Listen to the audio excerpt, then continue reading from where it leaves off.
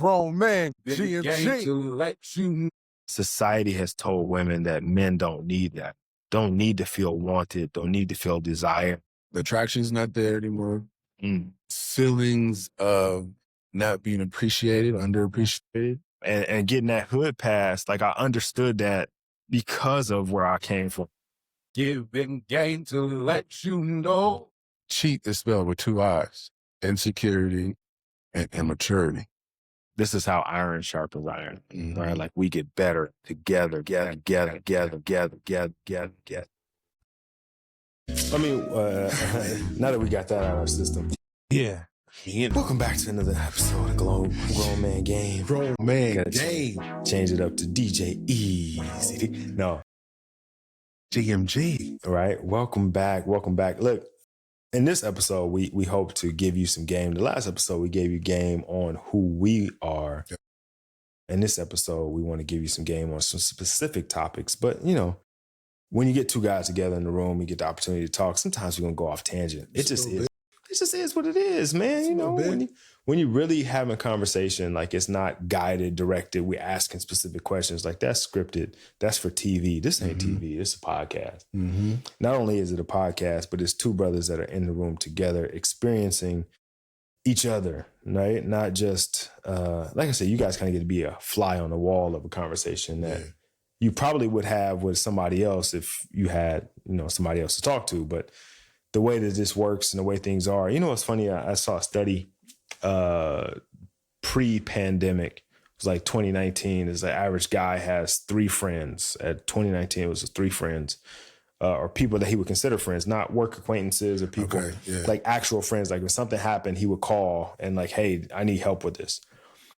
Recently, I think as of 2024, that number has cut in half to 1.5. I don't know what a half friend is, but 1.5. Like if your family was in trouble, you got one person you can call that you trust that will take care of them. Like if you died tomorrow, like these are the people that would take care of you. Or if you were stuck somewhere and your family needed help, you got one person you can call. And that's kind of where society is moving towards, is where men are isolated or in these bubbles where you like are only by yourself. And so I'm appreciative of being able to have a conversation with you and share that conversation with guys who aren't able to have the conversation with other guys. Like you guys get to be a part of this conversation and, you know, comment, like, share, whatever, but like be a part of the conversation, you know, wherever you fit into it.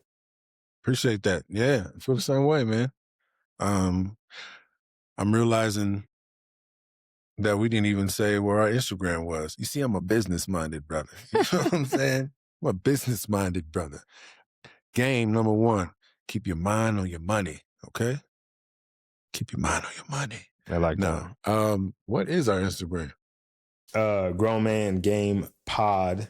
So at Grown Man Game Pod, POD. That's it. Yeah, I mean, it's pretty straightforward. Like you see it behind us. If if you're watching, if you're listening, normal Grown Man Game Pod on Instagram. The Gmail is the same way. I think it might be Grown Man Game Podcast. I don't know, man. It was tough. We'll figure it out. Somebody else got Grown Man Game, and they're not doing nothing with it. Ain't no Grown Man Game. Yeah, at some point, we're gonna have to buy it from them, but they ain't doing nothing with it. Like it's sitting idle, giving out a single drop of game at all. It was a great idea when it started, and I know how that feels, but it ain't going nowhere. So you might as well go ahead and give it up, player. Spark when you started. But now you just you know the rest. No, you know what I mean? It is what it is. Yeah, no, it is a trip. Man, I was even talking to, my wife, Tiff, and we were talking, I don't know why I said my wife, Tiff. I guess I'm trying to tell y'all my wife, Tiff, you know. Yeah, so I was talking to Tiff, and I was like, dang, there's times when, and this was probably like 2 years ago, but I was like, there's times when I need to talk to somebody about you. Like we may have like a disagreement or an argument. And I'm like, I can't talk to you now. I really, like I got you, I got my buddy Mark, but it's one of those things in your head. You're like, man, I don't want to I can't bug Rod right now. He got his stuff going on. Let's do it. He got his stuff going on, but Now it's like, all right, if I need to talk to somebody, I'm calling Rod, I'm calling Mark. I got to let somebody know something. And because I remember my mom passed away recently, right? So we're at the funeral. Rod's there. He walks in. You almost got me. You almost got me. When, you got to keep a straight face and, you, I mean, okay, God, I can't be breaking down. I love my mama, but she gone and we're going to be okay. Woo, woo, woo, woo, woo. I walk in. I see you. You say, I know, man. I know. I know, man. I was like, come on, dog. Come on. All right, let's get back to it. You almost got me, though. It was almost got me. But that ability to be vulnerable with people that you can trust with your emotions, I think is something beautiful to have. Yeah. And it's scary at the same time. It doesn't feel natural for men to do that. I don't know why. Well, I do know why in a way. I have ideas why, but we're always taught, walk it off, handle it. You got to eat it. Man up. Don't cry. But yeah, man. I forgot I never told you that, but yeah, man. That's being able to have someone to go to when you need to go to someone. It's a cheat code for life. I like this. And so listen, man, me and Ari, this is my wife Ari, as somebody said. We've had this conversation over the last few weeks. We had I'm not gonna go into details because this isn't a relationship podcast, but about a month ago, we had a very tumultuous situation. We're kind of going back and forth trying to figure out what the hell is going on, right? Outside world wouldn't know it because we present a certain way, right? This is because it is what it is, right? But one of the things we came back to was how do you, let me go back. It's hard to, when your partner is great, it's hard to complain about them, right? I think my wife is the most amazing woman in the world. This is, you obviously feel that way about your wife, and we're not comparing, right? But I feel like my wife is the bee's knees, as they would say. As she should be. Right? Yeah. And so for me, it's hard for me to take what I'm going through with her and say to anyone else, this is what she's doing. This is because one, I don't want to taint anyone's image of who my wife is. And especially in our couples group where I feel most connected to you and the guys in the group, you more specifically, but the guys in the group, I don't want to come to anybody and be like, oh man, you won't believe what Ari did. Cause then in our next group setting, I don't want to look at you and see you looking at her man, I can't believe, man, she ain't shit. Man, it's not, you know what I mean? And not that you would, but my responsibility as her husband is to place her on a pedestal and help her become the best version of herself. And it's hard for me to feel like I'm doing that, where at the same time, I'm telling the people that are also her friends, man, this motherfucker, you know what I mean? And not that I think you would treat her any differently, because I honestly feel like you wouldn't. Nope. But it's hard for me to bring myself to talk about her in a negative light. You know what I mean? Because even though I'm feeling the way that I'm feeling at certain times, the good still outweighs the bad. Right. Yeah. And it's funny that you said that, because we literally have been talking about where do we find that person and who we can talk to about and I've started going back to therapy because I had stopped for a while because I felt I'm good. Doing good. Yeah. Congratulations, brother. That's actually, side note, that's actually one of the, what is it called? Not topics, things that you do every podcast, one thing that we were talking about. But anyway. Segment? Yeah, booyah. Thank you, brother. So I want to do a segment called Congratulations, Brother. And you just made I love that. In my head. Congratulations, brother. But go ahead. So you say you're going back to therapy. Yeah, going back to therapy. Got an appointment on Monday. Okay. But ultimately, because, and this is, I'm going to share this, and this is something I haven't talked to anybody about other than my wife. And I didn't know that I was actually dealing with it until she's a therapist, for you guys that don't know, I was telling her how I was feeling and just kind of talking it through, and we were beefing at the time, but she's my wife and she's supporting me.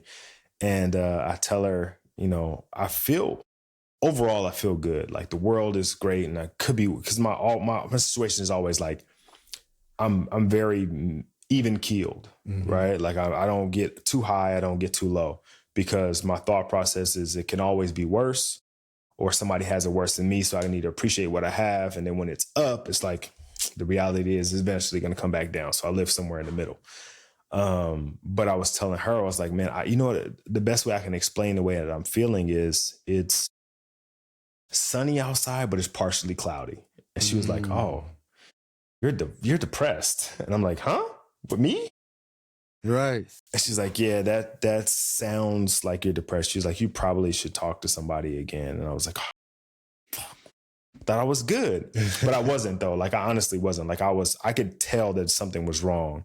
And I could feel like things, I felt very blah about things. Like I had really good things happening. Like the gym is, by the end of the summer, we're probably going to go from 1 location to 4 locations, which is a huge thing, right? But I was like, brother, whatever. Hey, that's fire. But you know what I mean? My feeling about it was like, oh, fuck, it's just more work or whatever. Like, I really don't care. Like, this is cool and all. We make some more money, but like, I really don't feel like dealing with it, right? Whereas, like, had things been going better, I'd be like, oh, super excited about it. Anyway, so I go back to talking to my therapist, set up appointments or whatever. And, talking to him and talking to her. And I'm like, I don't really have an outlet. And I think it's my fault, right? Because, like, other than my therapist, I don't really talk to, or my wife, I don't really talk to anybody about anything. And like I said, I've talked to you before, but like that was at this point now 3 years ago. Yeah, that was me. Right. And between that conversation and this conversation, like I haven't talked to anybody about anything like real other than my wife or my therapist. And so but I was having conversations like I don't know. Like it's hard for me to talk to my friends because my friends are your friends, and that's the way it works, right? It's like if you are responsible in your relationship, you don't have friends outside of that your wife don't know, right? Yeah, or that don't interact also with your wife, right? Like, so it's hard for me to be like, oh man, Mike, man, this motherfucker, like, you know what I mean, and like really give you the game on what's happening and stuff she said and she did this and that. Because I would expect for you as my friend to have empathy for me and feel a certain way for me because of what's happening to me. But then I have to trust you to like not take that into our group setting and be like, man, Ari ain't shit. You can't. And I also know that the way our relationships work, and I think this is the same for you, for you. I don't know what happened to my mouth just then. Drew, that's my brother. Shout out to my brother. You just gave him a shout out. Whatever. Whatever I hear, my wife hears, right? And my wife and your wife are good friends. So now if I'm telling you, my wife is this, my wife is that, and she ain't doing this and she ain't doing that, I can only expect that like some of that is going to get to you. Maybe not like carelessly. You're not going to be like completely. Oh, let me tell you what we right. Like you're gonna do it with some candor and some decency or whatever, and still kind of keep the vault to an extent. But you do. And I expect you to share what's going on. But my thought is like, man, she's so amazing. Like, I don't want anybody to look at her negatively. Like I'm even in my frustration with her and like not hating her, but like disliking her. And this was real for a while. I would hate to see anybody else feel that way about her. And so like, I'm not lock it all up. Like I'm just going to hold it in and be mad and be frustrated and deal with it on my own or figure out my own little scenario to how to like manage it or whatever. And that was not going well. It was not. It was about almost a month, man, where I was miserable. Absolutely miserable and trying to deal with it and trying to figure out like how I was going to manage it or whatever. And then ultimately it was just like, let me get back on. Hello? Yeah, I need an appointment. Like, yeah, man, I don't know what to do with myself. You know what's crazy? Because I feel like, okay, this is dope. This is going to unlock a higher level in our friendship where like, I always pray like, okay, Lord, please bless our marriage and bless us to have an amazing marriage, But then you don't think about what you got to go through for you to get to amazing. You know what I'm saying? So it's kind of like that in our friendship because I feel the same way. The thing is, Ari is my friend too. Yeah. So when I look at Ari, even if she does something, like she'll do stuff, Brother, take all the chairs out. She look all right, she could take them chairs herself. But I'm like, oh, that's Ari. Right. That's my dog too. You know what I'm saying? That's your wife, but that's my dog. So if she doing something and you calling me like, man, Ari did this, I'm not going to look at her like, I can't believe, because I think she's amazing also. You know what I'm saying? Now I know that I can call you and tell you about the craziness that Tiff is putting me through, or I'm putting Tiff through, or what we're challenges that were, hey, baby, I love you. You're amazing. The challenges that we're going through at that moment. And I don't have to have that worry that you're going to look at her differently, right? Because I'm not going to go too deeply into, the situation, but there's a situation that me and Tiff had that no one knows except for pretty much Ari. So women, it seems like women are able to do that in a way that men have not been able to, or not allowed to, or, just being afraid to do. And we could talk about it later, not on the podcast, because, hey. Yeah, you know what I think that is, though? And we won't go into detail, but I do think that there's ego involved in that. And there's like the idea of protecting our vulnerability.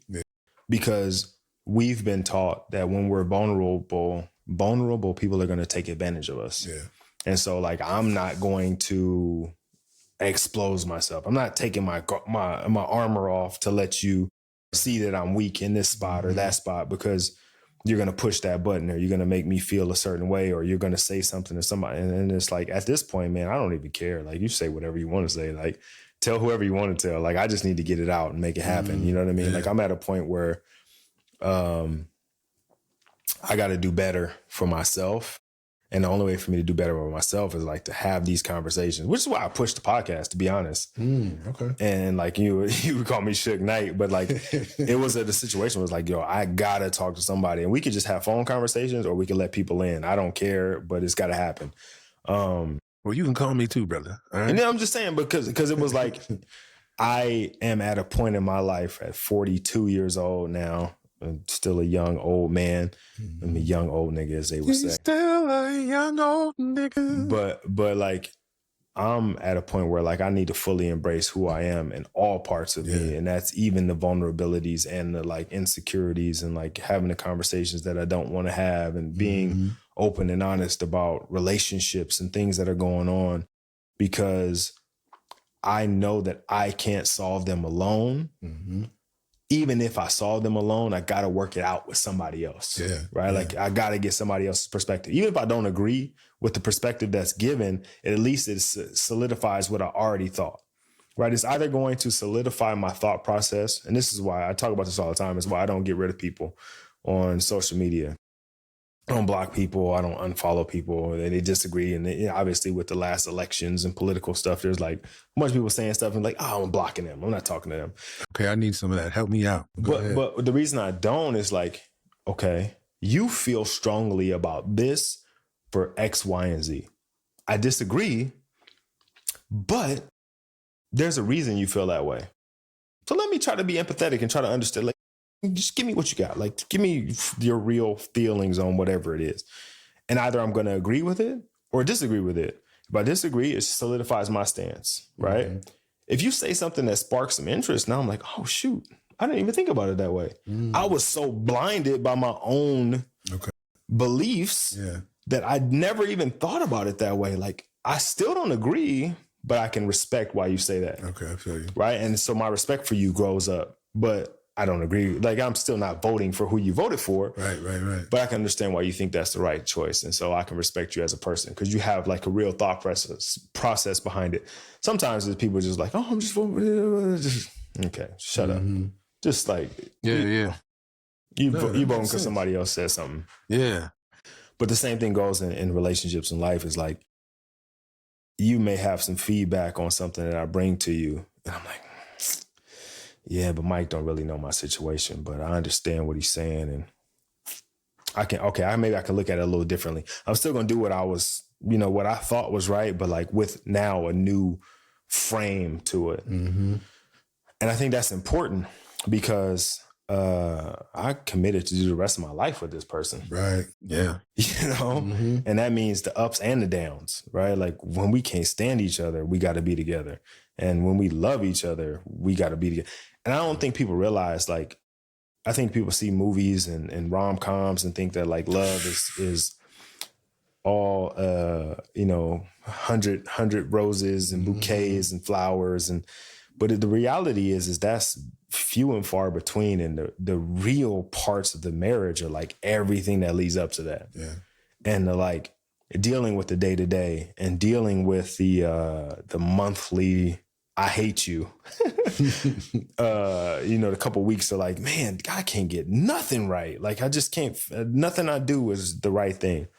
And maybe that's just me. I'm not gonna put that on y'all, but maybe that's just me. There's a couple of weeks or maybe a week out of the month where I suck. There's nothing I can do right.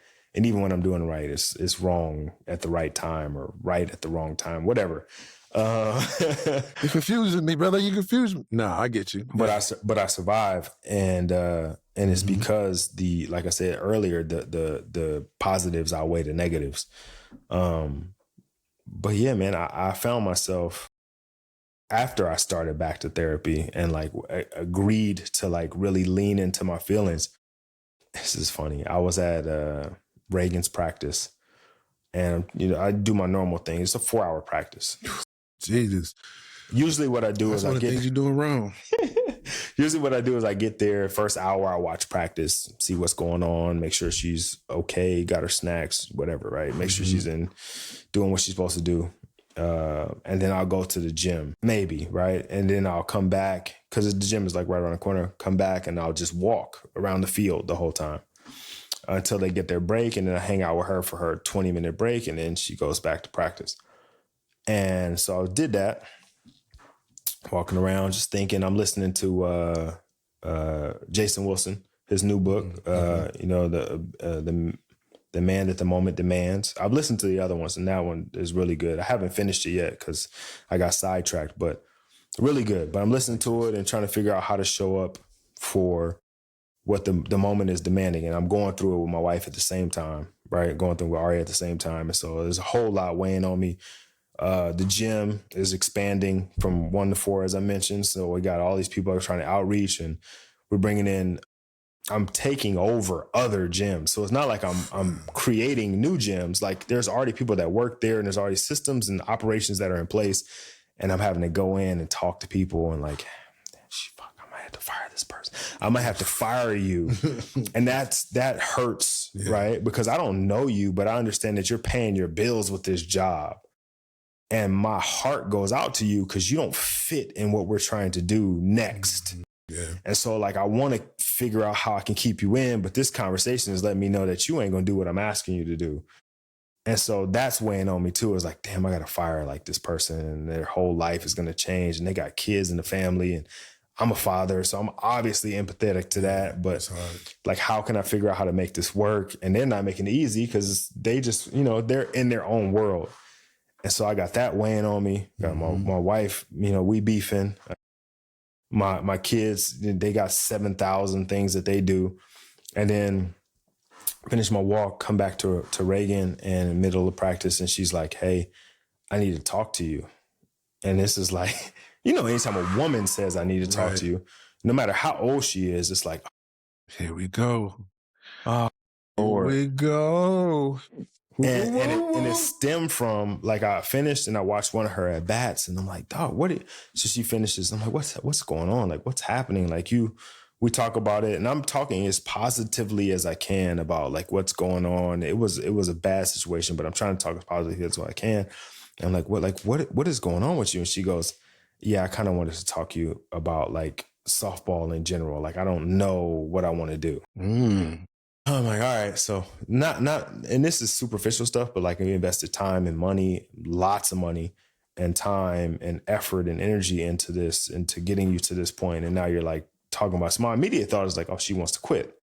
So I call Ari and we're talking about it. And dude, I'm overcome with emotions. I'm like, hey, I got to call you back. I can't talk to you right now. And I'm at the park in Fontana.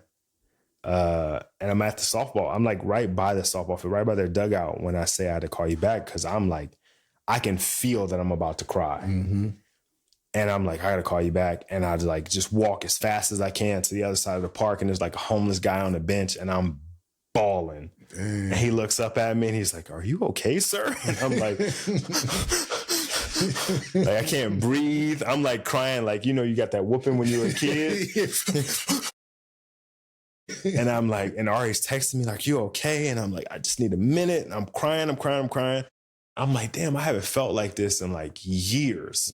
Like, I haven't been out of control of my emotions in years. That's good though, right? And I'm like, yo, what the is this? Like, I've had enough this week. I'm overwhelmed. I can't handle it. Like, so I just sat down on the bench and I cried for like 30 or 40 minutes. Like, and I couldn't stop myself. Mm-hmm. Like, I'm hardcore crying. Like, anybody would have came up would have thought like I had a family member just passed, or like something serious just happened. And it wasn't anything serious. It was just everything at that moment had like stacked up, right? Where it was just like we're playing Tetris, right? Mm-hmm. And I just didn't put the right pieces in the right places. And eventually it hit the top, and I was like, bro. And there was nothing I could do about it. And I just cried and cried and cried and cried till I couldn't cry no more. And I was like, oh, I feel better. This is weird, but I feel better.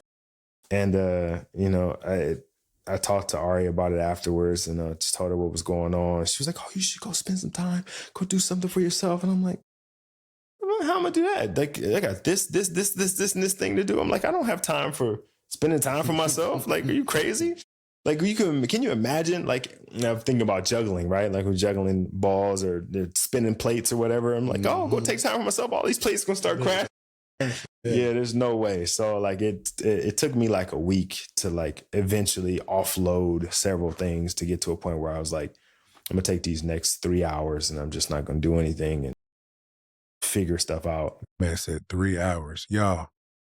That's all I had. And one of those hours I talked to my therapist for an hour, and then the other 2 hours I just didn't do anything. But like, because of the way my life works, I have so many things, so many different hats that I wear, and I'm responsible for so many different people in different places and different things. Like, I don't have time for things to not be right. So I've got a very concerted effort and very intentional effort to make sure things are right. And when they're not, I'm like, what the it's happening? Because I work too hard to make sure they're right. Right.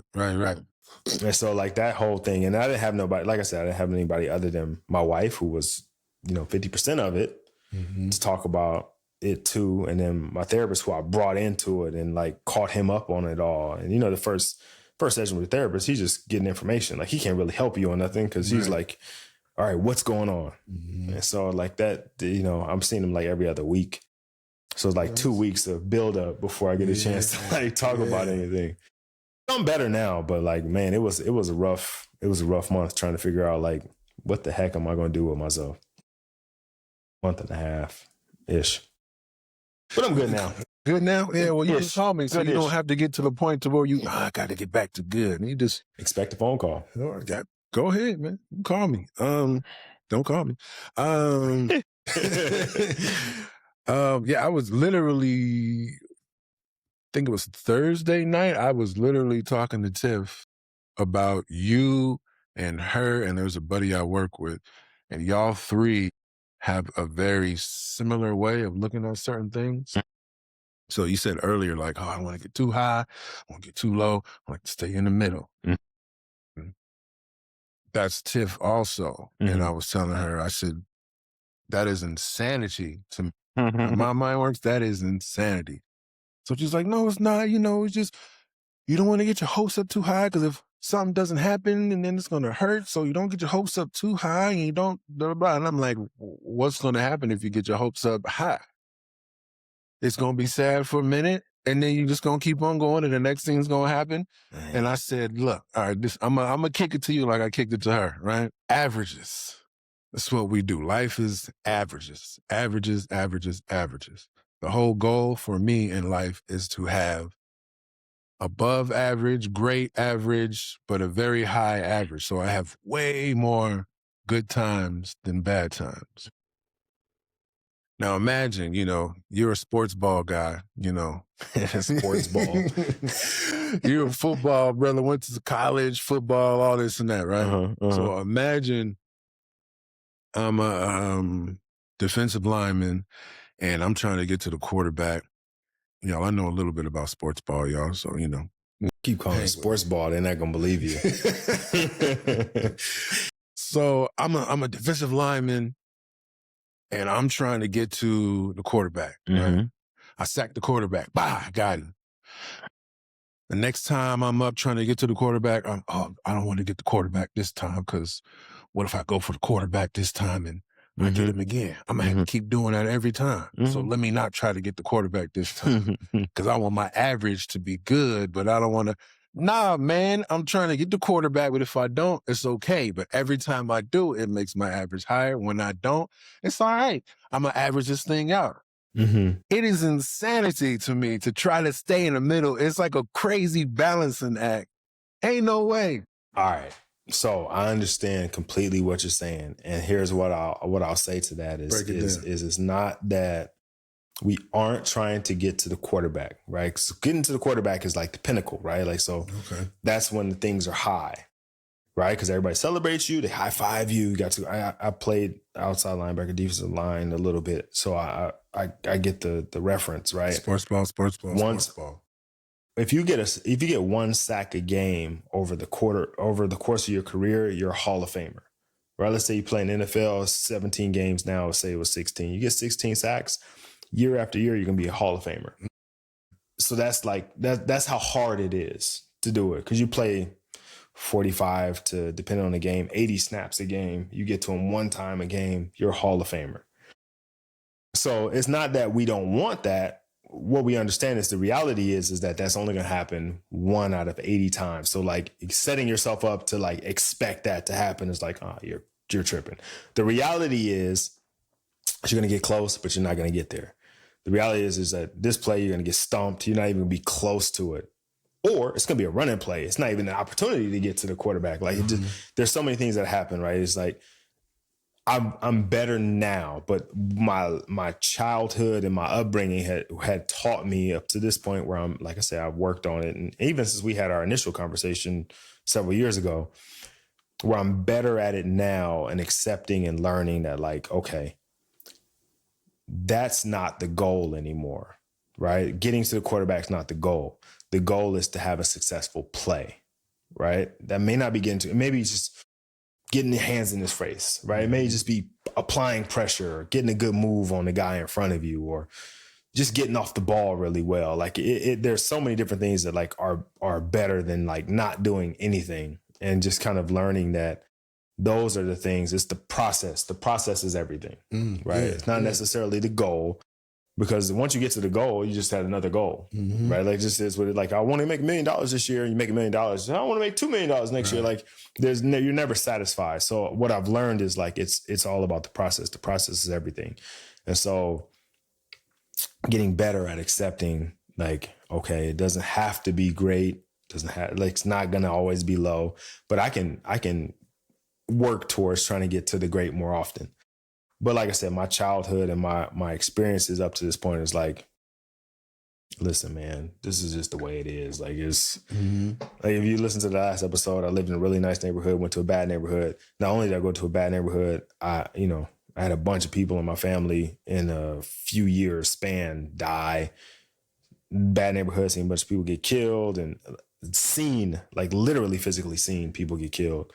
Got robbed at gunpoint. Like there's all kinds of guns pulled on me, fist fights, knives, like real life stuff. And I'm like, all right, so I lived this really cool life. And then this is this really low life. So like, listen, I'll be happy being in the middle. Like, you know what I mean? I may never get back up to this. And I feel like right now, and this is something that I've struggled with internally. It has nothing to do with my wife or my kids. It's like, and this is something I talked to my therapist about too, is like, I feel like now looking back over my life, I'm in a position right now at this moment that I never expected to be in.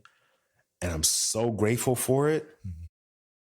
But I also feel like I'm taking it for granted in the sense that I don't want to really work for a whole lot more. Like I got everything that I more than I ever thought I would have. Like the house that I live in, the cars that I have, the job that, like the family that I have is all way He forgot more. to say the friends that he had. The friends, everything. Literally everything. I didn't you say it. The friends that I have.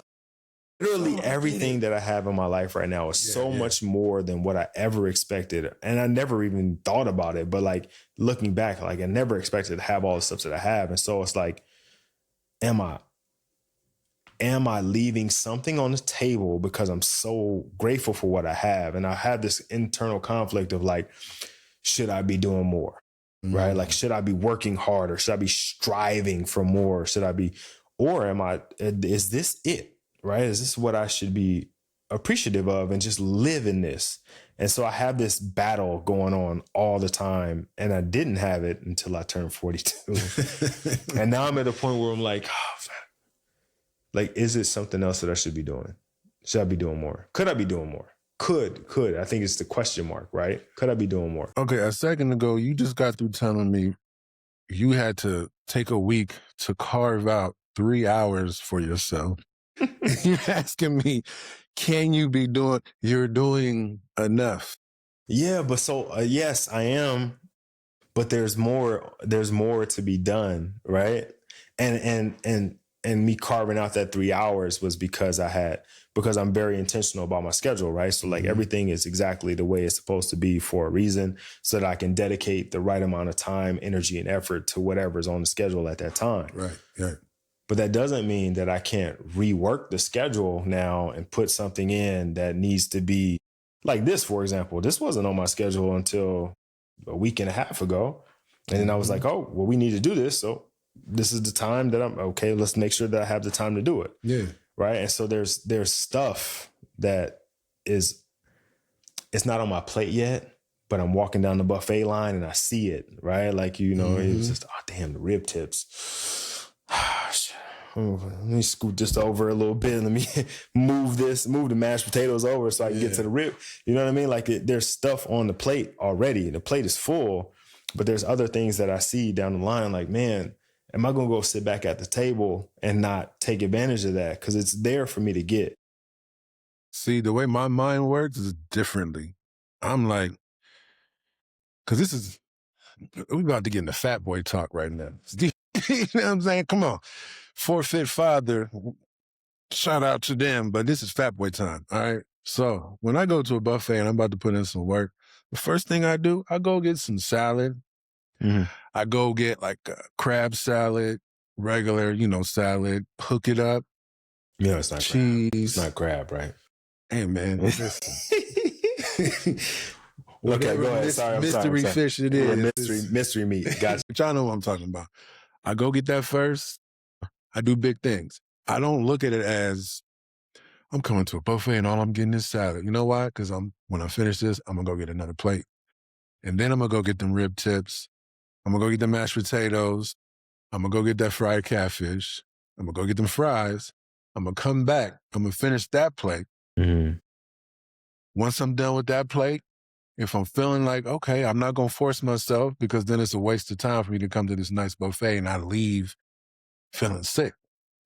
So then once I finish that, oh yeah, I got some more space. Oh, they got honey garlic Hennessy wings.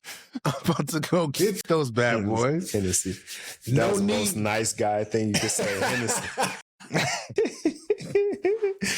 Y'all check episode 1. Nice guys. But yeah, man, I'm gonna make my plate, and if there's more to get, I see it. And if I want some more, I'm gonna finish my plate first. Then I'm gonna get it. Finish your food, then go. Yeah, so I understand that, but there's some things that are on the plate that aren't finished, that can't be finished, like just time. Like, okay, for example, my girls, right? Like that fatherhood, my purpose, right? Like I feel like of all the things that I do, that gives me direction. Like that gives me, like there's things that I won't do because they affect that, right? Like there's opportunities that I've had to do a bunch of different things that are like lucrative or whatever, right? Like people would fight and kill for, right? Right. But it interferes with like my ability to be present and be available for my family. that part of my plate isn't like, I'm not going to finish that, right? Not until they're adults and they're on to their own life, right? Mm-hmm. So like, I still got that on my plate. So even if I do finish the other stuff on my plate, when I come back, there's still not enough room for these other things, right? And so it's like, all right, how do I fit that in? Or maybe do I just take a little serving of it and bring it back and finish? Like, I'm trying to figure that out. I'm trying to work through that right now. Okay, I got right. You. As in this season of like opportunity is what I would call it. There's a season of opportunity that's happening for me right now that is overwhelming because I had no intentions on this season showing up. Like there was no plan for this. I had other plans, and they say what they say. God looks at your plans and He laughs. Like I had other plans, and I'm like, "What are you doing right now?" Like, dog, I had my shit lined up. Like, what? God bless you. Like, what? Why are you doing this to me? Right? Like, why are you? Because, and the only reason I say that is I'm really appreciative for it. But the only reason I say like, why are you doing this to me is because it's adding a level of stress to me that like I haven't been able to manage normally. Right? Like I'm managing it, but not normal. Like the normal ways that I process things. Like I was really like I could feel anger and angst and anxiousness for weeks, and I'm never like that. Like I feel it for a little bit, and I'm on to the next thing. Right? I don't have time. Like it's just the next thing. Right? A little bit, a couple hours, maybe a couple days, max. Is weeks in, and I'm like, I'm in the driveway, like, I don't even want to go in the house. Right. Driveway, boy. You know what? I'm gonna go back and get some gas. Oh, we need gas. Hey, yeah. You know what? I just got here, but we need gas. I'm gonna go back and gas. Mm-hmm. And I'm go in, pay, come back out. I'm hand pumping. I'm not hitting the little thing. I'm trying to take as much time as possible. Right. Like, and this is not normal for me. Right? Like this family, this unit is like my everything. And I'm finding ways to like, oh, wait, I'm on my way home from work. Do we need to pick up anything from the store? You need me to get you something? Like I'm trying to find ways not to get back to the house as quickly as possible. And so like the overwhelming amount of things that are coming right now, it's like, yo, I think what it is one, a challenge for me to repurpose myself and reposition myself to handle the things that I've been given. And then also a test to like, is this really what you want? Right. Because you have been hinting at like wanting to grow and expand and do these things. I'm like, okay, well, here you go. What you gonna do with it? Yeah, because I remember, we had this talk a while ago, and I remember when, we were in, was it Arizona? Yeah, we were in Arizona. Where were we? Was it Sedona? So we were in Sedona. I remember we were popping the bottle. Yeah, you get to quit your job. You don't gotta work no more. You focusing on what you want to do. And then like a year or two later, you kind of trick. Okay, I'm doing this. Yeah. I'm doing this. I'm doing this. Just start stacking. I was like, oh, okay, I guess he back at it. Yeah. Which is cool. But I did wonder that, like, man, that champagne costs a little bit of, a little bit of money that we was popping. I'm not going to be buying champagne every time Rod want to stop working now. Right. Yeah. And the crazy part about it is when I decided to stop, like I was in a position where I didn't need anything else. Like I didn't need to do anything that I'm doing right now. Like in all honesty, maybe not so much because I did take some time and we blew through some money because I did take some time. We're kind of in a position where like, there's some stuff I can be like, I don't really need to do it, but like the opportunity is like, when it's staring you in the face, it's really hard to be like, oh, you know what? First of all, I'm capable of doing it. I know how to do it at a high level-ish, right? Like, I think I'm the right person for the job. It would be irresponsible of me not to take advantage of it. There's a part of me that's like, is God giving me this? Who am I to question, his will, like my will versus his will? It just must be God's will. And so it's like these things that I just keep I keep stacking stuff on top of each other, right? And I think we're probably gonna pop some bottles again. It's all good. When it's time, it's time. We pop them every time. Yeah, I'm out. But I think what I'm going to do differently this time is instead of completely abandoning everything. And then I did it in the right time. Like we had stuff set up where I could do it. But I think I'm going to be more of a consultant on things as opposed to like being in the business. I'm going to work on the business, and like it's just going to take more time, unfortunately. But like I just can't see another way, right? Like with all the things that are happening, like I said, 1 gym to 4 gyms, I can't be at 4 gyms. Yeah, like I did that before. I know what that life is like. And I was not present and available for my family. Like I just wasn't. And I didn't notice it because I was so involved in everybody else's life. Like I wasn't really present in mine. And I see where that goes. And I'm not interested in it.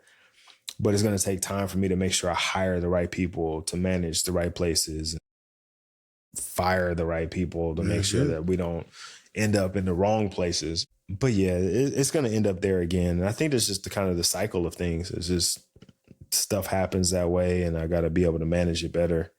And I'm learning now that I have to keep conversation about it, right? And it's not something that I'm gonna be able to handle by myself. Yeah. Even my business partners, like I don't talk to them about like all the overwhelming stuff that's going on. I'm just like, all right, we got this to do. Cool. What's my part of it? All right, cool. You don't have to worry about it. I'm gonna handle it. Mm-hmm. I mean, I know you to be the fixer.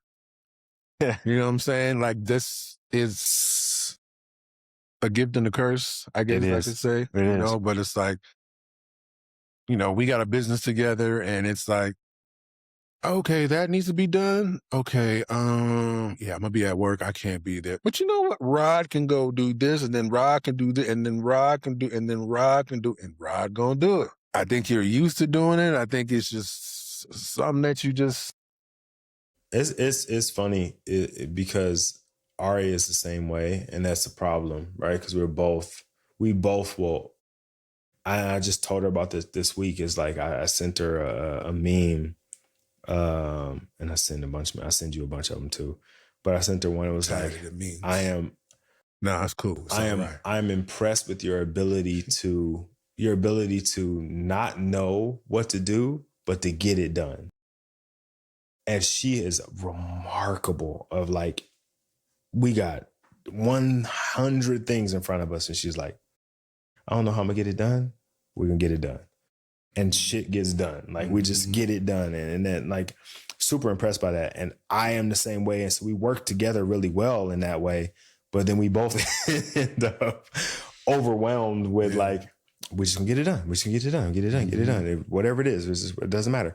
It's terrible. We argue or we don't argue or we just handle it. Or like, and I think independently we get burned out of doing these different things. And if we don't have some shared responsibility, then it ends up being a situation where it becomes a point of contention. It's like, I got 700 things to do. You got 700 things to do. At some point, we got to do these 700 things. And that means that while I'm doing this, you're doing that. We aren't doing this where we get together. Right. And then when we finally come back together, we're so stressed out from all of the things that we did.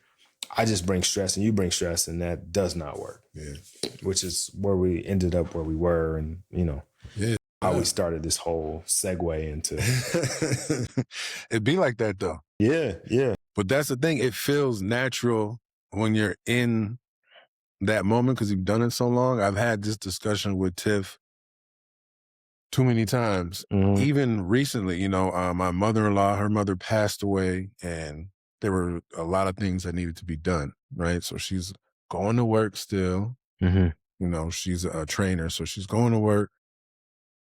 A fitness instructor, not a trainer, excuse me, but she's going to work still. And I'm like, why are you going to work? She's like, because we need money for the house. And I'm like, yeah, that's why I'm going to work.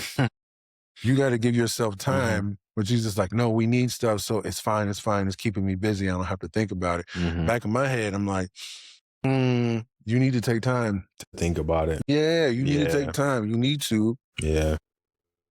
Experience the full emotions of it. Yeah, I'm a habitual not thinker. Like, I'm just gonna power through it. because eventually I do enough stuff, I'm not even gonna think about it anymore. Mm-hmm. And somewhere down the line, it'll come back. But I've done so much, and there's been so much time and space in between. It's like I wish I could feel a certain way about it, but I don't really have space for it. Yeah, no, I don't. But it's still in there, right? That's the thing. It's still in there. You think it's gone? Yeah. At least I know. For me and Tiff, and here come the little ones. Mm-hmm. It's still there, and it'll come up later on, and she may not notice it, but I'll notice it. Right? So I'm the same way. Yeah. And I don't ever, like, for me, I don't believe in stacking stuff on top of stuff. No. You know, me and Tiff have been able to give each other space for a moment and then come back to the issue and let's figure this out. Yeah. I'm the kind of person I want to figure out right now what's going on. But I've learned that that's not what she is. So I got to give her a little bit of time. And then we can come together and we can figure this thing out. Go ahead. So, you know, what was going on with her mom is she needed to work. She felt she needed to work. She wanted to go to a meeting to basically discuss with the funeral home about what's going to happen and this and that. Now, mind you, she had her aunt, her dad, and her cousin, and her other cousin were all going to be able to go to this meeting. And I was like, you need to take some time. She's like, yeah, I do need time. I really do need time. But then at the meeting, decisions were made, and she was upset that she couldn't go to the meeting. And I was like, you needed time, you're taking time, and there's other people that can handle business. They're not going to mess it up. Let them handle what they got to handle so you have time to not be overwhelmed. They say, who went outside? Yeah. The dad popped up at me like, wait a minute. Right, I heard the front door too. Where'd she go outside for? Okay. In the garage? No, they're in the car. Okay. We still fathers, y'all, raising daughters. Right. You know what's funny is that resonates, right? Like, cause we're cleaning out the garage and organizing stuff because we're gonna turn half the garage into a gym, kind of, for the girls. And so I'm moving stuff around, and I came across a picture of my sister, my god sister. I don't have any blood sisters necessarily. I have stepsister. I have 4 stepsisters and a god sister who was very, very much in my life, and she was taken away from us when I was in 6th grade. And I came across a picture of her, and like instantly I was like in that moment all over again. Like the first time I heard about her, you know what I mean? And like, it's been so many years. Like 6th grade, I'm 42 now. Like that's a long time ago, but I was immediately a 6th grader again. And I was just in the garage, like, I don't feel like I'm soft now, bro. I cry for no reason. I mean, there was a reason, obviously. But like, he's soft. So much time had passed, I thought I had processed it. And I seen this picture of her, and it was of her as I remember her. You know what I mean? Like it was a recent to that time picture. And I was like, just in the garage crying and like cleaning, but crying and like, oh man, I thought I was over this. Like I hadn't even thought about it, or hadn't like had any recollections of like, oh man, I miss, or whatever.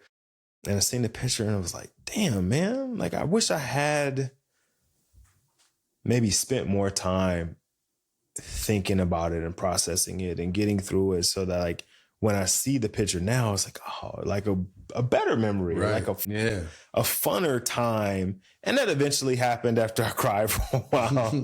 I started thinking about like some of the funner times we had together and like some of the stuff. But like, it was just like, immediately I was brought back to like that point, and I realized like I hadn't processed past it, and that's my fault. Like I didn't. Well, I was a 6th grader, so I didn't, 7th grader maybe. But so I didn't have the tools or the resources to do it effectively. And then, like I said, in that time frame, I had like 10 people in my family pass, or like friends or neighbors or people in the community, in my direct community.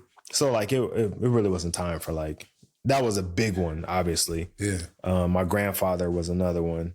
my great grandmother, like all of those people, like all in the same time frame was, it was hard to process any one of them fully.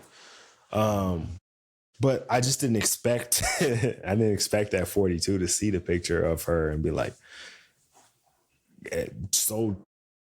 And I feel like too, also, it just caught me at a bad time because I was already dealing with so many different things. And that was just like another thing on top of it. And it's like, man, I'm trash right now. Like my emotions are in a wreck. But I realized too, is like what I do instead of dealing with it is just like, I'll just fill that gap with something else. Like I'm just going to handle this thing. I'm going to just do that thing and I won't have to think about it. I'll just keep moving forward. And I think that's to some degree served me up to this point, right? Like it's allowed me to create a buffer between reality and my emotions, right? Like what I'm dealing with right now and my emotions, like, okay, I don't have time to feel this thing. Let me go do this because this needs to be done. And feeling that feeling is not going to be beneficial to me right now because I got X, Y, and Z to do. But I don't think that going forward, that's going to be a real positive for me, right? And I think that's tough for people like myself or even for like Tiff, that we've navigated these things in this way for so long. Like that's just naturally what we do. Yeah. And it's hard to be like, all right, I'm just going to sit with this emotion. That's like the hardest thing for me. It's like, I'm just going to be present with the emotion. Like, what? Why? Why do I want to feel like that? Like, why would I purposefully like want to feel this way? I'm like, nah, I don't want to do it. I'm going to move on to something else. Yeah. You know what? That's not a good idea. And it's funny. My therapist is like, that emotion, just because you left it doesn't mean it left you. Shut up, man. Dropping bars. You're not helpful right now. He's like, yeah, it's just right behind you. Like you're running from it, but it's running just as fast as you run. And at some point you're going to get tired and stop and it's going to run right back into you. Yeah, exactly. Yeah. Exactly. It's going to rear end you and you're not going to be prepared for it. Thank you, but no thank you. It's real, man. It's real. It's a place at this point. What's up? I said, I don't even know what we're talking about at this point. We're just talking grown man game. This is, but it's good, man. I'm loving this. It's good. Cause I always joke with you and be like, oh yeah, Rod, you a serial killer. You like cold peach cobbler. And, I didn't know you could cry until, this very moment, Dog. But it's good. I don't. Like these people, I didn't cry at my sister's funeral. I didn't cry at my grandfather's funeral. I didn't cry at my great-grandmother's. Like this series of my grandmother, like my grandmother, my sister, my grandfather, my great-grandmother, a friend of mine from school. Like I had like literally 10 or 11 people in the 2-year span die. I cried at the first funeral and I didn't cry no more after that. And it was years before I cried again. Like, you got to whoop and you cry. Like that stuff is different. Right, yeah. But like emotional crying, I would say probably not until I was in my 20s did I cry. And that was like me and my wife broke up. Well, she wasn't my wife then, but we broke up and I cried about that because that was like soft, homie. I'm soft. And I didn't cry when we first broke up. I cried. It was funny. I was trying to get back with her and she didn't want to get back with me. Oof. And I was like, oh, that hurt. Oh, yeah. Wait a minute. Like, dog, I'm telling you how I feel. Like, I'm telling you my emotions. And she was like, yeah, I don't know what you're going to do about that. Yeah, I'm cool. Excuse me? And I just, but it probably was like a decade of not dealing with emotions, just moving past it. And so. It's a trip. Like I had a moment with my pop, right? He passed away in 2019, but like, I think when I was sometime in my 20s, I went to his apartment and we're talking, yada, yada, yada. We're sitting there having a good conversation. And I said, you know what, Pop? There was a moment in my life where I was just like, I want to tell people how I feel about them and not hold it back and tell them like, these certain things. That whatever happened, right? Yeah. But it was mainly like positive things, just I want to tell you, because sometimes it'll be a positive thing and you just don't tell the person, like, oh, that's tight that he did that. Cool, let me keep on going, whatever. But so I'm sitting there with my pops and we're talking, and I said, Pop, when I was, getting out of high school, my homies would laugh at me because they would know that you were on the bus. They'd be like, I saw your dad on the bus. Nigga ain't got no car. And I was like, but that always made me feel so good because I knew why you were on that bus, because my pops was an engineer. So in the 80s, General Dynamics is where he worked at. It was in Pomona. So in the 80s, the defense industry took a dive, right? The Cold War is over, yada, yada, yada. General Dynamics moves to Arizona. My dad's like, okay, I got to go to Arizona. I'm like, hey, okay. And he's like, but I'm not going. I'm not leaving my sons in California and I live in Arizona. That's so good. You know what I'm saying? It was a moment, right? Aye, bro. Oh man. I mean, I ain't gonna say that my dad was the greatest father, but that was just a great moment. I feel that so deeply. You know what I'm saying? Yeah. So because of what he had been doing for years, being at his career, trying to find different places that did the same thing, he was going from job to job, job to job, job to job. He had to, at one point, just change his whole career, and then he was able to be more stable. But I told him how much I loved that and how much I respected him for that, and then I appreciated that. And we didn't get to have a full moment because he didn't want me to see him crying. He said, oh okay, Michael, I need to go use the bathroom real quick. So he went to the bathroom. I'm sitting at the door hearing him cry. Yeah. But we could have cried together. I could have been holding him. My dad could have been holding me, crying about. Yeah, that vulnerability would have been everything. Oh man! So I'm like, I guess for me, I was always a sensitive kid, but not super soft. He's soft. We've been talking about me, right? The honesty coming out now, right? I'll be sitting and watching movies with Tiff and Maddie, my daughter. Oh, that's different though. As a dad, you're just stop it. As a dad, the same movies I saw as a kid, I watch now with my girls and be like, oh my God, what is happening right now? Like, what the soft, bro. The Disney movies especially, I'll be like choked up. I'm like, come on, Moana. This is crazy. The cool part about it is Maddie and Tippy stone face. Yeah. I'd be the only one just but now I don't care, man. I'm crying. I don't know if this is that we got to get back to where you're going with this. But we'll get back. Disney movies, I don't know if you notice that the moms die or aren't around and it's about dads. A lot of times, right? Like a lot of times it's like centered around the father, which I appreciate. For sure, yeah. And it's like you notice as a dad and with daughters, it's like, oh man, the sacrifice he made. And like, he's so proud. Like you feel the pride that they feel. Like they be trying to get us, dog. I promise you. Like the Lion King, Aladdin, Snow White. What's the other one? The one with the slipper.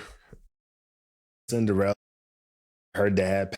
There's all of these things that happen in all these Disney movies where like, dad is so important. And those movies kill me. They kill me. Princess and the Frog. Yeah. They kill me. Like Disney knows, man. They appreciate dads. I don't know why. They got a bunch of other stuff that they do that people don't like, but they for real care about dads. Sorry. Back to your back, yes. That was just that moment that we could have had and we could have shared. Oh, basically what it taught me is just like, bro, if you got to cry, go ahead and cry. Like I was already, like I said, a sensitive kid. So, but it would always be like, suck it up. And at one point it was like, I'm so much of a G. If you got a problem with me crying, then come see me. No? Big Mike. You got a problem, come see me then. Hands. Also, we're not fighting over that, but it's just, right. That's what you tell them. That's what I had to tell myself for me to be allowed to have these emotions and express these emotions. Yeah. So I'm like, nah, man, if it's time for me to cry, it's time for me to cry. And then I teach that to, Madison, and I have to tell that to Tiff. Because, like I said, she's like you. She's going to hold it. I'm like, let it go. Yeah. My mom was the same exact way. She always had to be this tough, strong, single mom, Black woman, raising 2 boys. No, I'm fine. I'm fine. Mom, it's cool. No, I'm fine. So I'm like, no, I'm not going through that. I'm going to let these tears out. I was just watching, it was a while ago, but we saw it in the movie theater and I was just crying like crazy. It was Twister, the new Twister that came out. And the mom in Twister was so much, Twister. Yeah, it was. Okay, all right. It was hot garbage. Let me go back and watch it. I started to watch it, the new one, and I was like, "Oh, okay, all right." It was the same movie. It was hot garbage, man. It's fine. It's fine. You didn't miss nothing. But the mother in the movie was basically running her own ranch, and she was capable. And I had lost my mom. June. Timing. So I'm seeing this woman that is exactly like my mom was raised on a farm. It was the same thing. My mom had a garden in the backyard. She could build anything. You know what I'm saying? She'd laying tile. She taught me, okay, oh, well, you need to flush your radiator, boy. Let me show you how to flush it. You know what I'm saying? Like these things. Oh, you need to, okay, put new rotors. Let me show you how to put new rotors on your tire. Like, all right, cool. Let's do this, Mom. We wired the house. Yeah. Seeing that reminded me of my mom so much that I'm just in the movie theater. It's tornadoes going on. I'm just boo-hoo, boo. Yeah, right. I'm letting it out right now. This is tornado inside. Yeah, I'm letting it out. I'm not holding on to this at all. Let me experience this emotion and I'm gonna ride it out. And then after that, I'm gonna be okay. Yeah. Because I had a moment earlier where I snapped on Maddie at one point.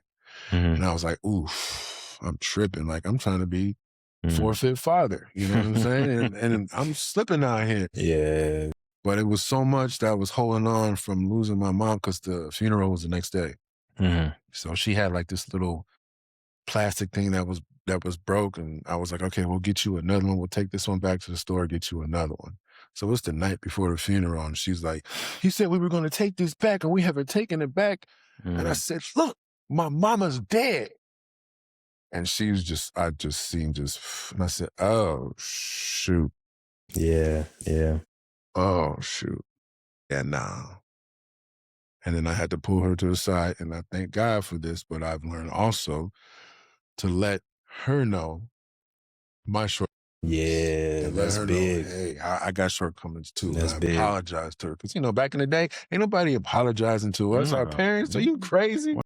Because I said so. That is why. But it grew me some to like, okay, I'm thinking I'm Mr. Emotion, this and that, but here I am holding on to this so much and not expressing the emotion that I need to express so that I'm not at the point of breaking. You know what I'm saying? When my daughter just says a little something, because that might have been the way that she was dealing with. She's losing her grandma. She's also going through the same, not the same, but like similar. It's very similar. Yeah. And, grandmama to her was like amazing. You know what I'm saying? Yeah. And I don't understand, this is a side note, but grandparents just turn into, mom and dad turn, So listen, that is what I'm looking forward to. I say this all the time. Like I want to be the old grandpa at Christmas and Thanksgiving, sitting in the chair telling stories and like giving the kids candy and like no responsibilities. Like I just get to be willy-nilly with it. Right. Oh, you want to do that? Yeah, go ahead. Candy? Wow, go ahead, take that. The lemonade? Go ahead, get a couple. I can't. Don't tell it, baby. Just go ahead and get you something. Who's your granddaddy?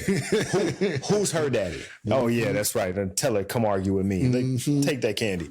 Get this girl a payday. Yeah, I can't. Payday? Fire, y'all. That's disrespect. Fire. First of all, my grandkids eating payday is scary. I mean, probably would be scary. Scary. Like, Reese's cup? Sure, right. Take a Reese's then. Payday, Almond Joy. We don't even disrespect Almond Joy. We don't need to do this on the podcast. It's sidetrack, but listen, I think that is the next level of that's my goal, is to get to like being a grandfather, and making sure that I get to that point to like live this.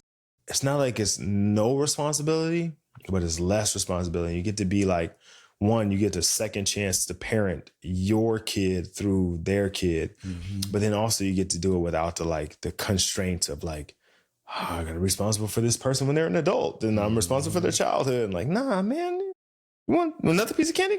Take it. I don't care. You die, whatever. You didn't have no vegetables, so I don't give a damn. You don't need vegetables. Get these chicken nuggets up in you. Listen, no pressure. Like, man. I can't wait. Yeah, so yeah, I get it. Yeah. I get it. You know what, though? I think there is a level of, like, you do have to feel the emotion and, like, move on. And I would say even with your mom, like, being strong and, like, handling it and stuff like that, when you're in a position where you're, like, responsible for other people, there's a level of strength that you have to show them as almost a sacrifice of yourself in order to be an example for what they need to be, right? They don't have to be exactly like you, but you got to show them, like, hey, there's going to be adversity. And so, like, I got to, like, damn, I really wish I could just, like, let it go, but I got to be tough. No, I'm going to be okay. And then we'll be all right. And we're going to figure it out and all that stuff. And, like, so while I think vulnerability is a strength for a leader, I also think that there's some part of vulnerability that we have to let go of in order to show them that when they become a leader, everything falls on you. And you have to be able to handle it effectively. And maybe what it is like, as we get older and we get more experience and generations go by, we figure out how we can handle it and share it. Like you talked about, where it's like, okay, this is what I'm going through, and letting you see me go through it, but this is how I'm handling it. I think the generation before us, our parents was like, I'm gonna handle it and you don't need to know about it. Right. And as hard as they tried, like, we still were aware to some degree of it. Like, you know what I mean? Like, I say all the time, like, I never tell Aria like this, like, we were broke. I don't know how we did the stuff that we did. And I knew we were broke. And I knew, because my mom got hurt and she wasn't able to work from the time I was, like, I don't know, maybe 10. She was on disability for, like, and she still is. And so my stepdad was the only person working, and he worked overtime. Like, he works 80 hours a week. Like, I never got to see him. I don't know if it was really 80 hours, but, like, literally. Yeah, I felt that way. Yeah. He was home. He was sleeping. His off days, he worked a regular shift. He didn't work a double on his off days, but on his regular days, he worked a double. So I didn't see dude, like, at all. You know what I mean? Like, he was coming and going. He was eating dinner, he was asleep, or he was going to work. Like, so I didn't really get to see him, which is where our relationship wasn't what it should have been. And I don't blame him for it, because he took on the responsibility of someone else's family and he did what he had to do. Which I got to do a better job of trying to figure out how to get in touch with him and just at least thank him for it. But there is a level of, like, we're just going to handle it and everybody's going to be okay. And I'm just going to, whatever it is, I'm just going to take care of it. And you don't need to see it. But I think we have to do a better job, this generation, of, like, okay, the reality is there is a situation, but this is how I'm handling it. Now, you can maybe handle it differently, but, like, at least you get to see how I'm handling it, as opposed to, like, I'm just going to handle it. Kids stay in the kids' place, adults stay in the adult place, and we don't even know what's going on, right? Because I knew, like, we was getting free lunch. Like, we was going to the Boys and Girls Club, or going to, like, they had a day-old bread store. I don't know if they had that out here. So you can go to, it was like, I don't know what it was called, but you can go and get, like, all the good stuff. It's like the pastries that they have in the stores. You can get bread. You can get just anything that was, like, bread oriented. Or we would go to what's the name of the place? I don't know, but you would get you get the giant jar of peanut butter with the white label. Yeah, you know what I mean? Like, we was broke. Like, it was because my stepdad was doing the best that he could, but, like, as a single person managing 3 people, there's only so much you can do, right? There's only so many hours you could take on before you have to, like, this is just what we got. We was robbing Peter to pay Paul. I knew that because we would go to one bank and cash a check and take out more than we had and go to another bank. And, like, I understood that part of it, but, like, they worked it out in a way that, like, I still had new school clothes, and I still was able to do, like, some of the stuff that people was able to do. Yeah, I got free lunch, but a bunch of people in my neighborhood got free lunch. So it wasn't a big deal. Like, it wasn't a big deal at that point. Going to the Boys and Girls Club to get lunch during the summer. It was like, lights was off sometimes, but they made sure that they made it happen. They just didn't share with me how. And I think that might have helped me a little bit, and I think for my daughters, I'm like, okay, we're navigating this. And maybe they're a little too young now. And in a couple of years, like, okay, this is how we're doing this, right? Like, these are the things that are happening and this is how we're not that we're struggling, but like give them an idea of like, this is how you navigate or juggle or control certain things. I think each generation gets a little better. The generation before us they just did it. Yeah. And then they taught us just do it. And so like that doesn't, so now we're working through how to correct it or how do I do this better? Right. But I'm not mad. And I'm not mad at them for doing it the way they did it because they learned from a generation before them that didn't even show them that. Right. They had no idea. They just was living. The adults didn't even talk to kids at that point. Nah. So yes. So with that being said, it kind of just reminded me of something. I know we probably gotta bring this thing to a close, but I got one more thing that I'm thinking about, right? Excuse me. So when you were saying that, it made me remember like earlier, not even earlier, but I'll just say Forever 21 like went out of business, right? So they're closing their stores and they're doing the liquidation. Get whatever you want, 60 to 80% off. Well, I take Maddie there. So for a background, I didn't grow up getting a whole lot of stuff. Yeah, no, me either. You know what I'm saying? So it was like, me either. Here, we gonna get school shopping once, and then after that, I'm stealing clothes from my brother or getting, hand-me-downs. Yeah, I had sisters, so I wasn't stealing no clothes. So, I got that in my mind. We go to Forever 21 or full of stuff, 60, 80% off. And he's like, I don't see nothing. I said, say what? Say, huh? I said, it's 60 to 80% off. I even got stuff in my hands. I'm like, dang, I got me some shorts. I got me a shirt. I got some shirts upstairs right now from Forever 21. I'm like, I don't even know what I'm going to do with this, but for the price. You know what I'm saying? I'm like, it's $3.50. I'm like, you can't find nothing? Oh, the girls have gone to Forever 21 and spent money in there every time they get a gift card. They're trying to, and I had to fight myself. I ended up explaining to Maddie why I felt the way I felt because, she was getting really upset because I was like, why you can't find nothing? I said, go in there and look and find something. What you talking? Okay, you just ain't gonna have nothing to wear then, huh? You can't find nothing in there, you ain't gonna have nothing to wear. You take it personal. So I was like, you know what, Maddie, let me tell you why, right? So I had to explain to her because I did not grow up having this option that you have. And I said, Mike at 11 years old would have went bananas in this. Yeah, dog. And I said, I'm sorry for coming at you this way, but I want you to take advantage of the situation that you have right here. Do a little bit of searching, find at least a couple things that you would like to wear, or at least to cut the grass in. Find something. Okay, Daddy. I'm like, all right, cool. But in the back of my head, sometimes I'm like, are we giving these kids too much? At the same time, I'm like, they're supposed to be here. Like you were saying, our parents were here. I mean, our grandparents were here. And then our parents got here. And now we're here. And if our grandparents saw our daughters say what to us or, huh? They'd be like, what that girl say? No, they wouldn't. Right? Listen, Grandma Marilyn and Grandma Gales would have put hands on them kids.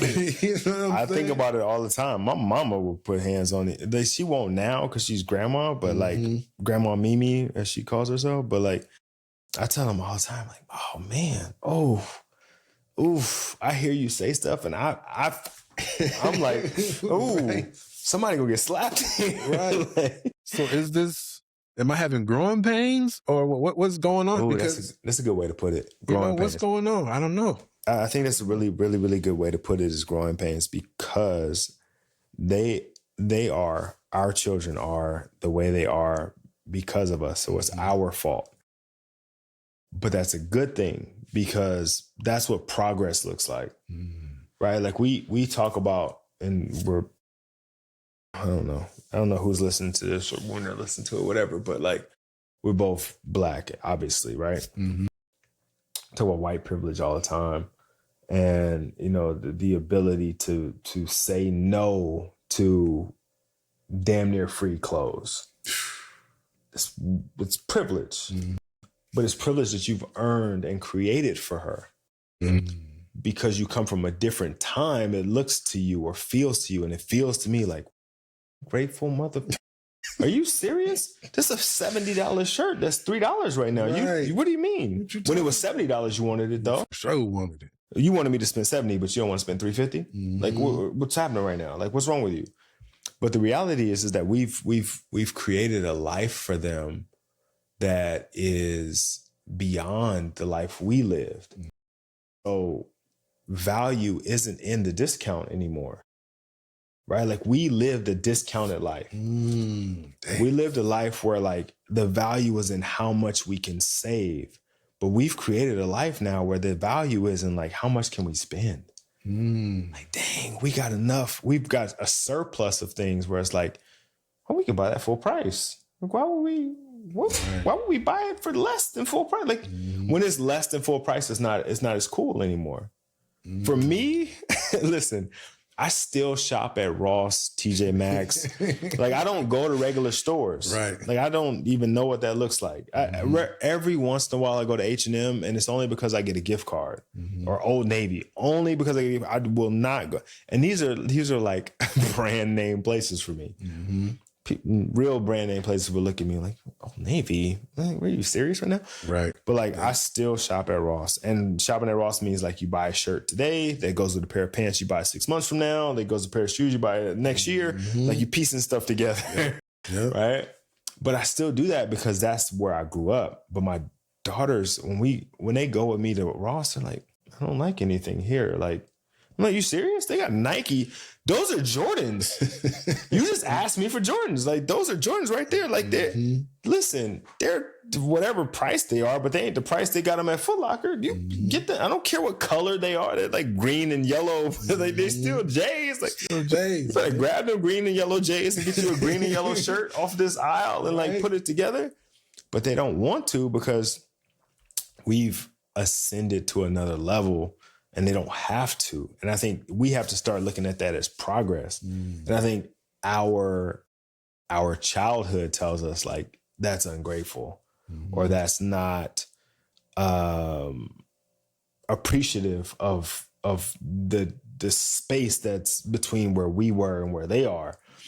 But the reality is we don't want them to feel that. Right, like we say all the time, I don't want my kids to get it out the mud. Like I don't want them to have to struggle the way I don't want my kids to have to go back to my neighborhood to learn about the stuff that I learned. Right. Like I do like when they go visit the other side of the family and they get to, you know, go and hang out with people and experience like different stuff, because I think that's invaluable for them to experience, to get the full Black experience. Right. But I don't want them to, like, my wife's side of the family is from, you know, Watts and South Central. I don't want them to go spend the summer at South Central. Right.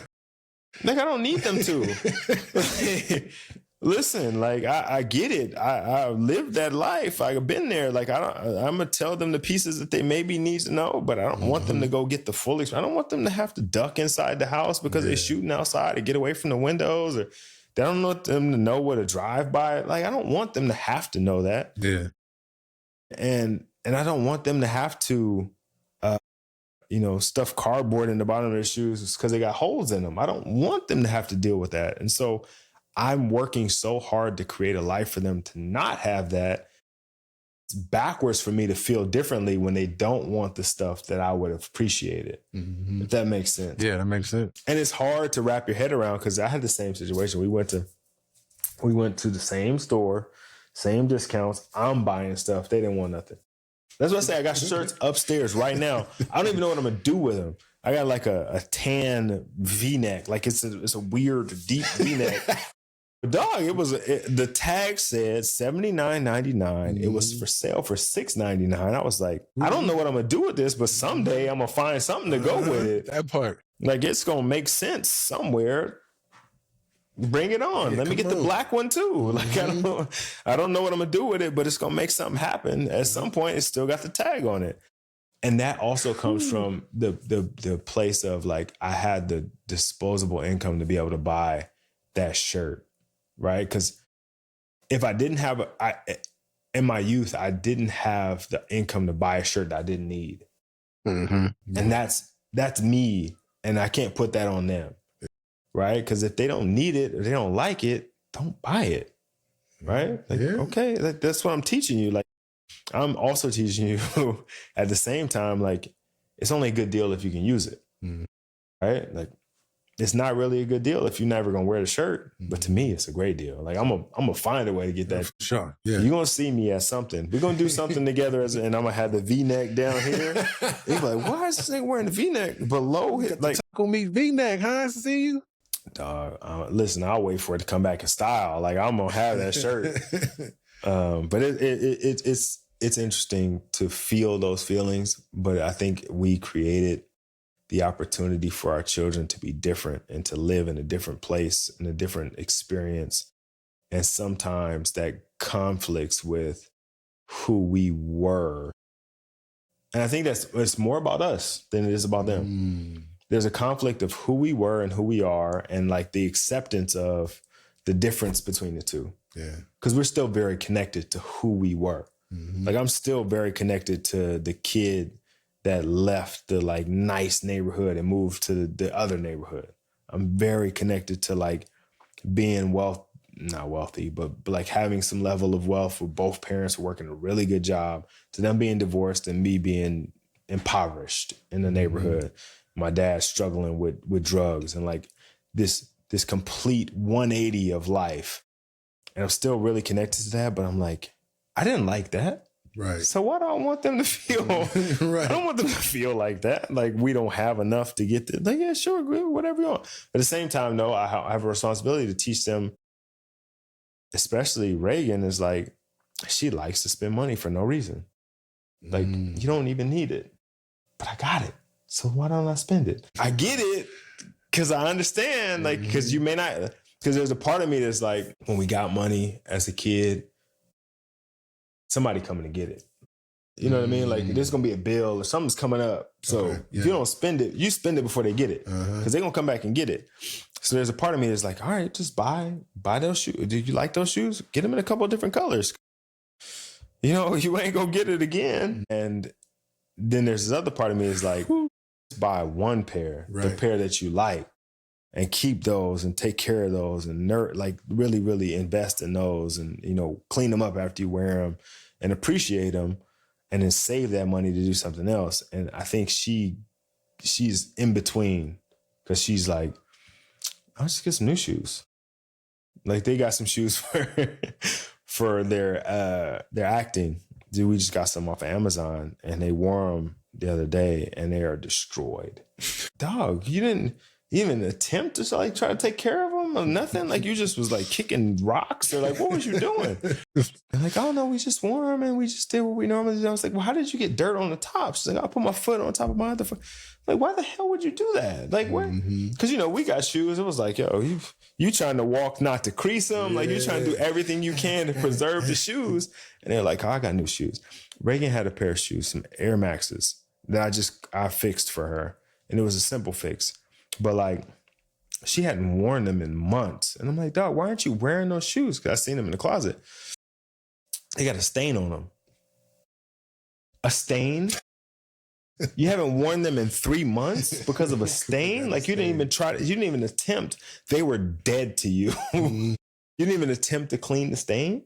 She's like, no, I just had other shoes to wear. I was like, I can't even imagine that life. Let me help you. Let me show you. Yeah. Let me show you how to take care of these shoes. And you know what? It's my fault, because I didn't, prior to them getting that way, I didn't give you the lesson. I just gave you the result, right? Like, I didn't teach you the process. I gave you the results. And that's part of the problem when we get to a level of success is we work so hard to get away from where we were and we get to this point is we don't teach them the process of how we got to that point. We just start them off at that level. And then we get mad at them when they don't appreciate the hard work that got to that level, but they don't know any different. Yeah. And that's why I say it's our fault. Yeah, for sure. For sure. Yeah, it's that process, man. I do remember I purposely, because you know how when it's not your child, it's easier to see. So I remember purposely buying, I don't know if it was Reagan or Reese, but me and Tim purposely bought her some white shoes. After I told you, and I told you, I don't get white shoes and I don't buy them white shoes because they're going to get dirty and they're not going to clean them. And I said, oh, okay. I'm going to get these babies some white shoes. Let's go get some white shoes. Oh, these are fire. I think we were in like Long Beach or something. I was like, these are fire. This is perfect. Her birthday coming up. Let's get these ones. And Tiff was just like, you going to get her white shoes? Ron said don't get her white shoes. Nah, they can get the baby some white shoes. That's what we grew up with. Right. But go on, get these white shoes and mess them up. It's fine with me. We okay. I wouldn't be buying those shoes if we couldn't afford to get a shoe. Right. You gave me the chance to teach him a lesson. So you owe me $275,000, man. Yeah, whatever. That's not how much the lesson cost. It cost me some Ajax and a white cloth, and we learned how to clean them. There you go. But apparently I didn't teach the lesson well enough because several years later we got white shoes and we messed up and we didn't clean them. Dang. See? But I did actually this weekend. I have some special. They got you at the mall? No, they didn't. But that's what I was going to talk about. Them dudes at the mall. Like I could have been one of them, man. Because I showed her the shoes this morning. She was like, "Oh, they look so new." I was like, "Yeah, you know." And you walk into the mall. And, let me get those, player. OG, come here, man. Let me see them. Right? You're out there like, man. Let me spice them up for you real quick. Then your feet be all wet. Man, I fell for that so many times as a young man. I can't even. I don't even talk to him now. No, thank you, brother. I appreciate it. But I've learned how to clean my own shoes at this point, sir. Right. Mix a little salt in there, man. You got to put a little salt in there. Man, look, watch this. We'll spray it. Get out of here, dog. You ain't doing but wet my feet. Right? Like, them just still dirty. But I appreciate the hustle. But yeah, man, that's a part of being a grown man. That's some of the game we giving out tonight to y'all, man.